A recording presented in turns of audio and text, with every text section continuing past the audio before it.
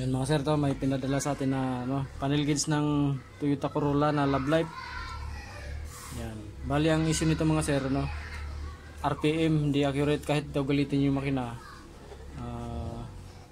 Hindi abot ng 2,000 yung reading sa RPM kahit may power naman yung sasakyan. Hindi rin palyado.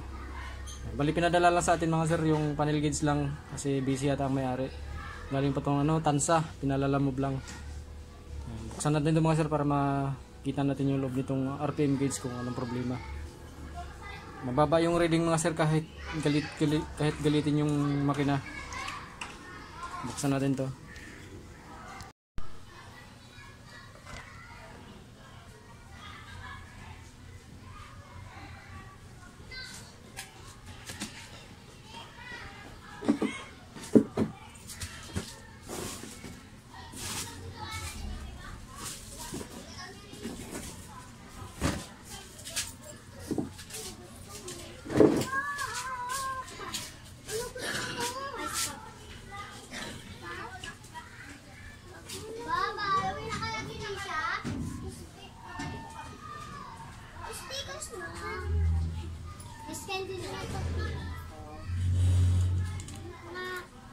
Candy na lang. Ayun na yung orange. Candy na lang. Ba't ka na pa yung orange? 4-5.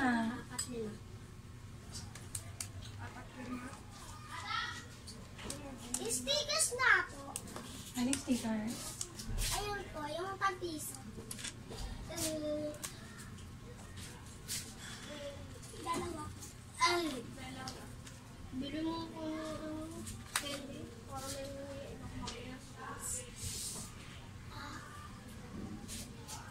ay, basta yan sa'yo sabi ko candy.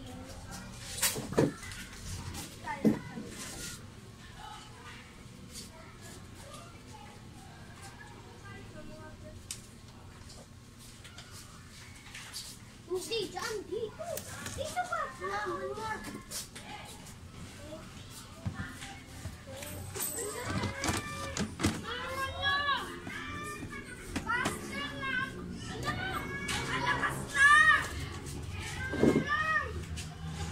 Ito mga sir yung yung RPM gauge na Corolla na Love Life. Yan. Sunog yung dalawa.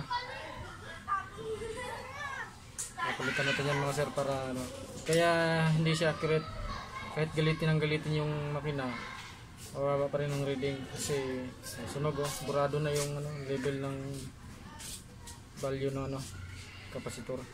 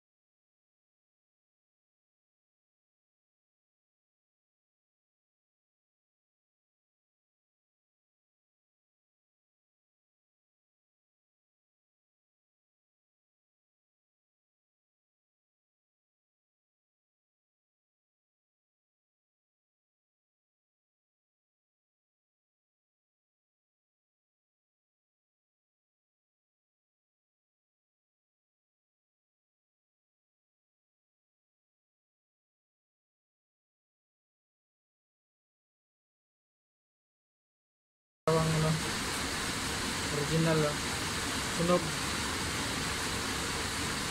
Iasin po lang natin ulit yung mga sir para ma-pick up na nangyari. Okay na to, hindi na to ano, hindi na siya delay yung ano nito, accurate na to mga sir.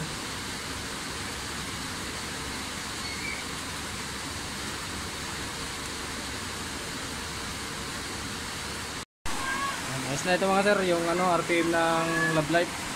Bali, actual test na lang to ng may-ari doon sa mismong unit niya. Ayos na yan. Bali, nagpalit ako na itong dalawa. Kasi ano, sunog. Kaya inaccurate yung reading niya. Maraming salamat.